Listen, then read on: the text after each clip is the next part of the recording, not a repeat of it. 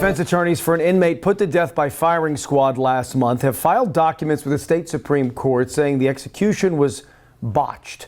You failed.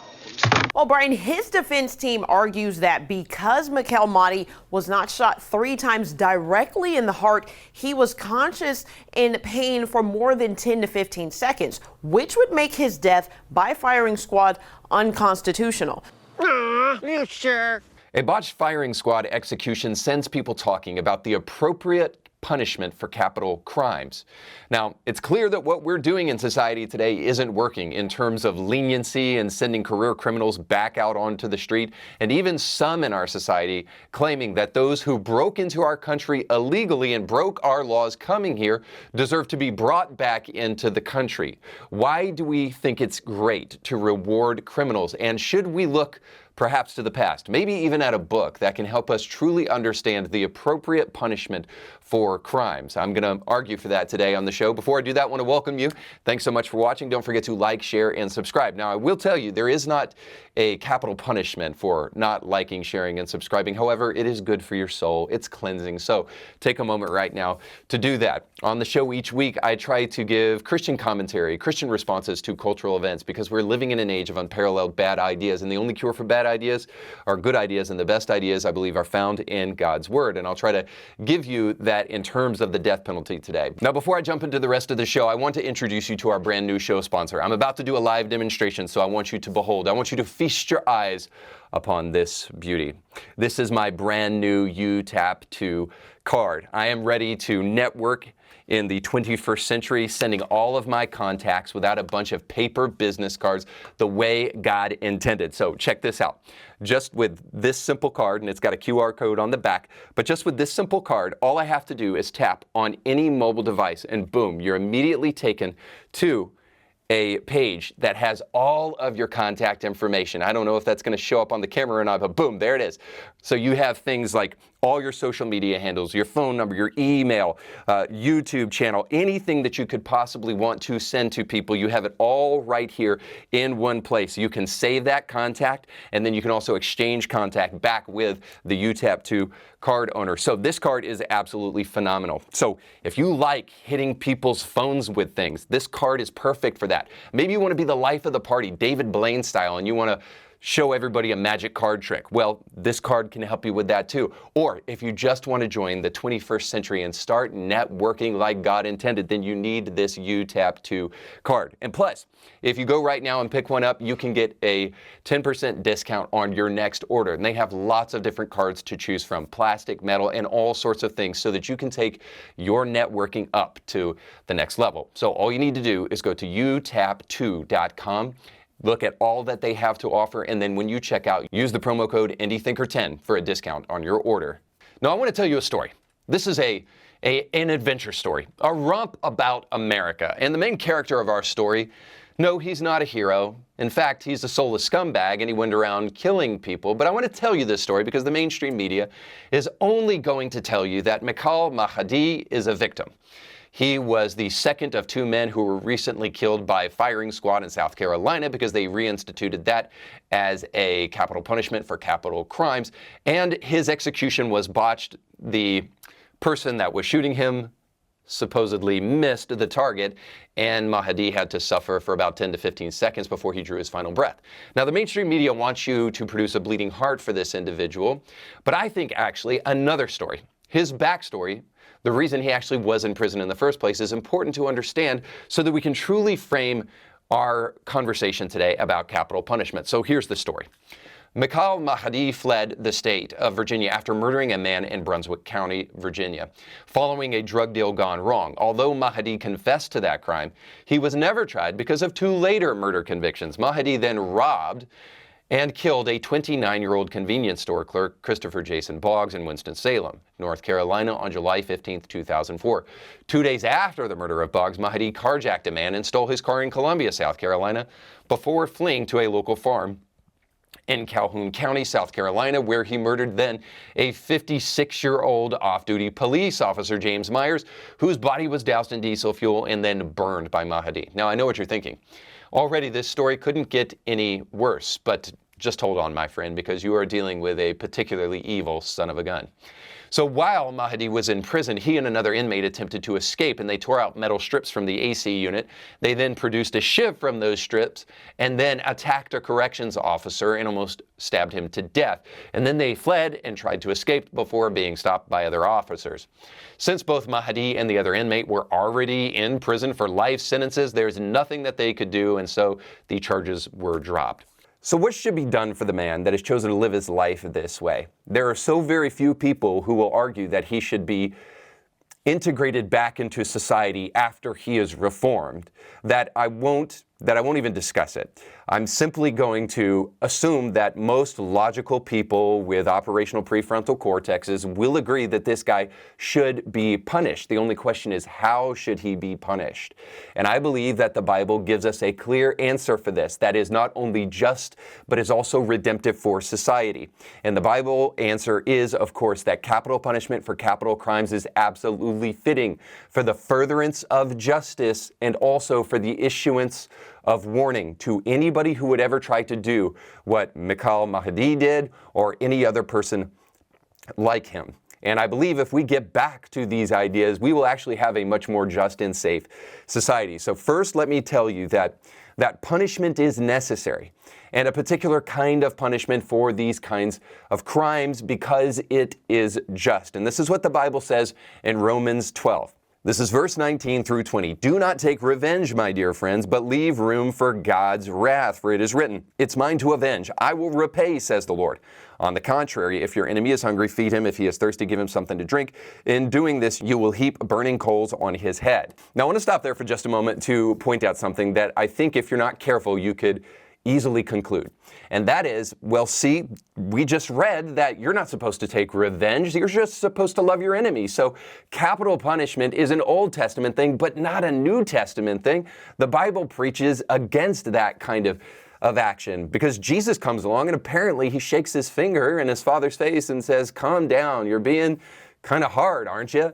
And Jesus comes along loving and being inclusive of everything and tolerating everything, such that people just wanted to crucify him because he was so stinking tolerant. Well, of course, that's ridiculous. You need to know the Bible in context, and you need to know another thing about the Bible. The chapters and verse numbers of the Bible were added later. Romans is one big letter written to the Romans from Paul. So I'm about to read to you the beginning of Romans 13. I just read to you the end of Romans 12. So this is one stream of consciousness, one argument. So it's important to understand when Paul says that you as an individual are to love your enemies, but God will seek vengeance because of his wrath, it's important to understand how God is going to do that. But Paul tells us in Romans 13 in verse 4 and 5, and he says this, for the one in authority is God's servant for your good, but if you do wrong, be afraid. For rulers do not bear the sword for no reason.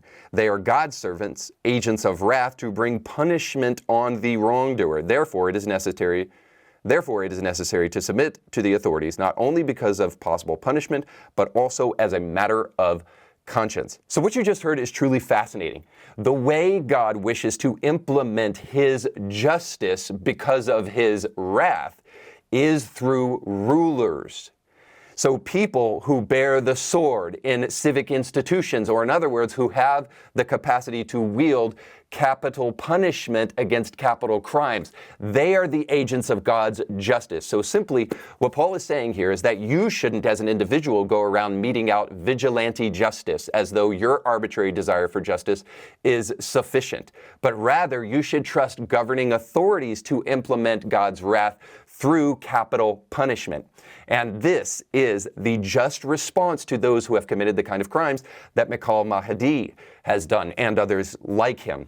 Let me put this to you in a way that I think will make sense. Is it just, and is it a just punishment that this man should spend the rest of his days in jail eating breakfast, lunch, and dinner on the state, such that we are paying for this man to continue to live a certain kind of lifestyle where he doesn't necessarily have to work and he doesn't have to earn his food, where he just gets to spend the rest of his days isolated from the rest of society, living on the government dole? Now, I think the answer to that is obviously no, especially when you take into account that this guy wouldn't stop trying to kill people even when he was in jail. How do you stop an individual like this except you end his life? And I think this is a just and fitting punishment for the crime that he committed. It isn't right that he should languish in jail. It is only right that he experience capital punishment. But there is a further and I think even more redemptive goal in capital punishment, and that is that it is a warning to future criminals. And we can find this in Deuteronomy 19. Verse 19 and 20, then do to the false witness as the witness intended to do to the other party. You must purge the evil from among you. That's key. The rest of the people will hear of this and be afraid. That's also key. And never again will such an evil thing be done among you. Show no pity, life for life, eye for eye, tooth for tooth, hand for hand, foot for foot. In context, what this is actually talking about is that a person who bears false witness is breaking one of the 10 commandments, but also if they bear false witness against an individual, the crime that the innocent person is accused of, that punishment will go upon the person who is knowingly bearing false witness. Now, I can't help but wonder if that wouldn't stop false witnesses from arising, let's say, every single time a conservative Supreme Court justice pick goes up for nomination. I mean, liberals sure seem to lose all scruples and whatever morals they thought they had. The moment a conservative Supreme Court justice is about to be placed into office, and then all of a sudden they find people from 30, 40 years ago that can accuse this person of whatever. And I'm thinking of, obviously, Clarence Thomas and Brett Kavanaugh here. So maybe false accusations would go away strangely if we started to implement what you just heard. But there's a more broader and important thing that you heard. And that is that once you fully punish the false witness, it has a residual effect so that others will not do this. It will purge the evil from society. So capital punishment, in other words, is a great warning to criminals. Now, I want to be very careful. I'm not calling for grotesque torture or suffering, undue suffering of individuals, but I am calling for pain. I think what happened to Mahdi is actually fitting. 10 to 15 seconds where he does have to languish before he draws his final breaths is actually a great reminder to future criminals not to go around, I don't know, burning retired police officers. Now again, I'm not calling for undue suffering. There is still humanity in this heart of mine, but I'm purely suggesting that when death penalties come along and there are severe punishments for severe crimes, that it does reorient society a little bit, which is why I would encourage you, even if you object to anything that I just said, I would encourage you to do this inarguable thing, which is to reorient your mercy, not towards criminals like Mahdi and others like him, but to reorient your mercy toward future victims and even present victims. It is not right that the media should be crying crocodile tears over this cold-blooded, soulless murderer and forget that there are families in the wake of this man and potential future victims from other criminals if we don't take firm stances in society against these kind of acts. So my argument today is just simply this: even if you're not a Christian, you should faithfully consider, and our society should make room for biblical ethics. Now I understand the atheist out there is already ready to get on the keyboard and start typing immediately and call the Bible archaic, bloodthirsty, and God a killer in the Old Testament and all that kind of nonsense. Now, if you can push aside your boyish tendencies, your childish arguments for just a moment and actually think rationally about this, I hope to at least show you one thing, that if you believe in humane treatment of prisoners, if you believe that human beings have intrinsic value, well, you, atheist, have no way to actually ground that belief, but Christians do. So the very book that you would fight against is the one that is actually supportive of treating human beings as though they are made in the image of God. Atheists, on the other hand, purely believing in natural selection, only believe that we're meatballs in space, that we're just random accidents, happenstance of natural selection and chemical forces reacting to one another. So these chemical reactions don't necessarily have intrinsic value. But the God of the Bible, who made man in his image, does give human beings intrinsic value. So that same book that places value on human life is also calling us to have a nuanced view when it comes to crime and punishment. So me calling for capital punishment doesn't mean all of a sudden that now I'm not pro-life, or that because I try to defend innocent human babies who have never committed a murder, and I think that they should be protected, and then call for capital punishment, that all of a sudden now I'm a hypocrite. Because perhaps taking out one individual for the sake of all the other individuals that he would kill is actually pretty pro-life.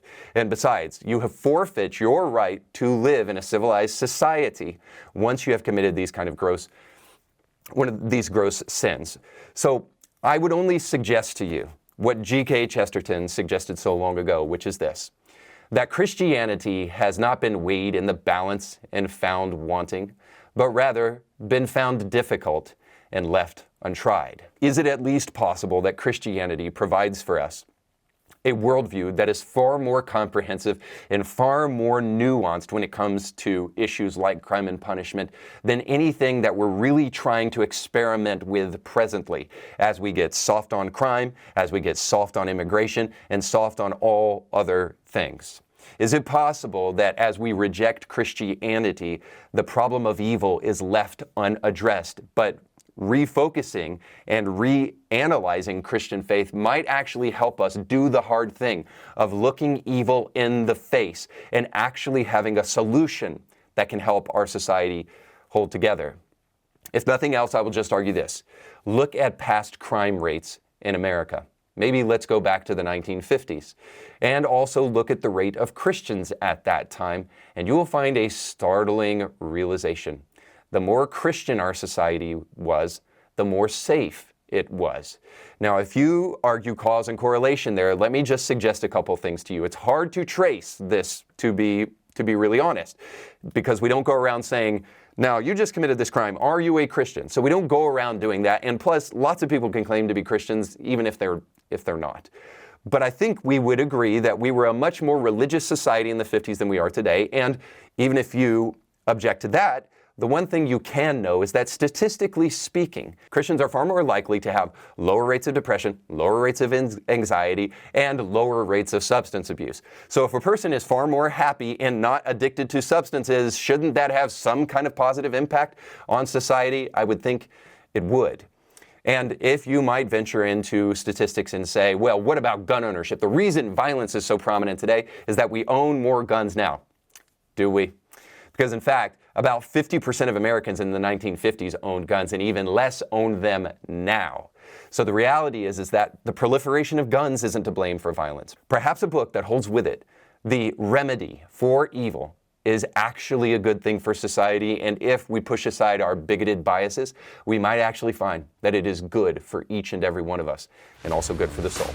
All right, thanks so much for watching. Don't forget to like, share, and subscribe. If this show was beneficial to you, you will love becoming a member over at indythinker.org/support. For the price of a cup of coffee, you can gain access as a member to ebooks, audiobooks, documentaries, movies, and so much more. Don't forget to check out the sponsors down below in the description of this podcast, but most importantly, go with God.